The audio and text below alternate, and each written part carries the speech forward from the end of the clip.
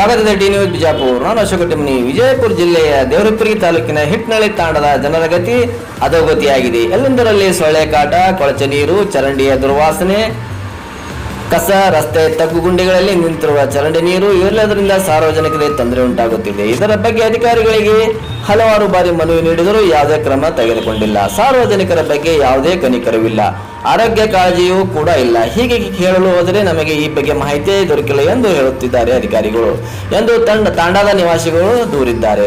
ತಾಲೂಕಿನ ಹಿಟ್ನಳ್ಳಿ ತಾಂಡಾದ ನಿವಾಸಿ ಅಧಿಕಾರಿಗಳು ಮತ್ತು ರಾಜಕಾರಣಿಗಳು ಓಟಿಗಾಗಿ ಮಾತ್ರ ಬರ್ತಾರೆ, ನಮಗಾಗಿ ಯಾರೂ ಬರುವುದಿಲ್ಲ.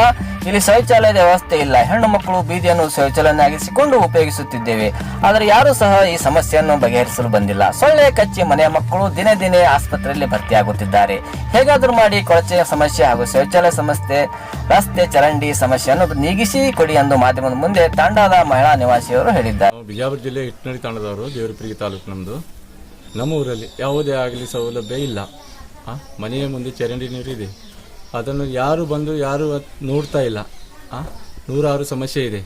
ಇಲ್ಲಿ ಬಂದು ಯಾವುದೇ ಅಧಿಕಾರಿ ಗಮನಕ್ಕೆ ತಂದರೂ ಸಹಿತ ಅವರು ಯಾವತ್ತೂ ಕೇರ್ ಮಾಡಿಲ್ಲ. ಗ್ರಾಮ ಪಂಚಾಯತಿಗೆ ಹಲವಾರು ಬಾರಿ ಹೋಗಿದ್ದೀವಿ, ಮನವಿ ಕೊಟ್ಟಿದ್ದೀವಿ, ಮನವಿ ಪತ್ರನೂ ಸಲ್ಲಿಸಿದ್ದೀವಿ. ಅವ್ರು DC ಆಫೀಸ್ ತನೂ ನಮಗೆ ಹೋಗಿದೆ. ಎಲ್ಲರಿಗೆ ಲೆಟರ್ ಕೊಟ್ಟಿದ್ದೀವಿ. ಅವರು ಯಾವತ್ತೂ ನಮ್ಮ ಮನೆ ಹತ್ರ ಬಂದಿಲ್ಲ, ನೋಡಿಲ್ಲ. ಚರಂಡಿ ನೀರು ಈ ಥರ ಗಲೀಜಾಗಿದೆ, ಯಾರೂ ಕೇರ್ ಮಾಡ್ತಾ ಇಲ್ಲ. ಮತ್ತು ಹೆಣ್ಣು ಮಕ್ಕಳಿಗೆ ಶೌಚಾಲಯದ ಸೌಲಭ್ಯ ಯಾವುದೂ ಇಲ್ಲ. ರಸ್ತೆ ಮೇಲೆ ಎಲ್ಲ ನಡೀತಾ ಇದೆ, ಆದರೆ ಅದನ್ನು ಯಾರು ಗಮನಕ್ಕೆ ತಗೊಳ್ತಾ ಇಲ್ಲ. ಇನ್ನೊಂದು, ಅಧಿಕಾರಿಗಳಿಗೆ ಕೇಳಿದರೆ ಮತ್ತೊಮ್ಮೆ ಹೇಳ್ತಾರೆ, ಇದು ಒಂದು ಹೇಳ್ತಾರೆ, ಆಮೇಲೆ ಒಂದು ಹೇಳ್ತಾರೆ. ಇವಾಗ ಹೇಳ್ತಾರೆ ಇಲ್ಲ, ನೀವು ಮೊದಲಿಂದ PDO ಅವರು ನಮಗೇನು ಹೇಳಿಲ್ಲ, ಮತ್ತು ನಮಗಂತೂ ಚಾರ್ಜ್ ಅಂತೂ ಕೊಟ್ಟಿಲ್ಲ, ಹಿಂಗೆ ಹೇಳ್ತಾರೆ ಅವರು. ಮತ್ತು ಈಗ ನಾವು ಕೇಳಿದಾಗ ಅವ್ರು ಅಂತಾರೆ ನಮಗಂತೂ ಏನೂ ಗೊತ್ತಿಲ್ಲ, ಇದರಲ್ಲಿ ಇಷ್ಟು ದಿವಸ ಏನು ಮಾಡ್ತಾ ಇದ್ದೀರಿ ನೀವು ಮೊದಲು ಕೇಳಿದಿರಿ ಅಂತ ಅವ್ರು ಹೇಳ್ತಾರೆ. ಕೇಳಿದ್ದೀವಿ, ಎಲ್ಲರಿಗೂ ಅವ್ರ ಗಮನಕ್ಕೆ ತಂದೀವಿ, ಅಧ್ಯಕ್ಷರ ಗಮನಕ್ಕೂ ತಂದಿದ್ದೀವಿ. ಅವರು ಬಂದು ನೋಡಿಲ್ಲ. ಕಾರ್ನಲ್ಲಿ ಹೋಗ್ತಾರೆ, ಇಷ್ಟು ಗಲೀಜಿದೆ ನಮ್ಮ ಮನೆ ಮುಂದೆ. ಅಲ್ಲಿ ನೋಡಬೇಕಾದ್ರೆ ಸೊಳ್ಳೆಗಳು ಮನೆಯಲ್ಲಿ 6:30 7:30 ಗಂಟೆ 7:30 ತನಕ ನಮ್ಮ ಮನೆಯಲ್ಲಿ ಕುಂದಿರಬೇಕಂದ್ರೆ ಒಬ್ಬ ಹುಡುಗನ ಮೇಲೆ 10ರಿಂದ 100 ಸೊಳ್ಳೆಗಳು ಇರುತ್ತದೆ. ಅದನ್ನು ಯಾರು ಗಮನಕ್ಕೆ ಎಷ್ಟು ಸಲ ಹೇಳಿದರೂ ಸಹಿತ ಅವ್ರ ಗಮನಕ್ಕೆ ತಗೊಂಡಿಲ್ಲ.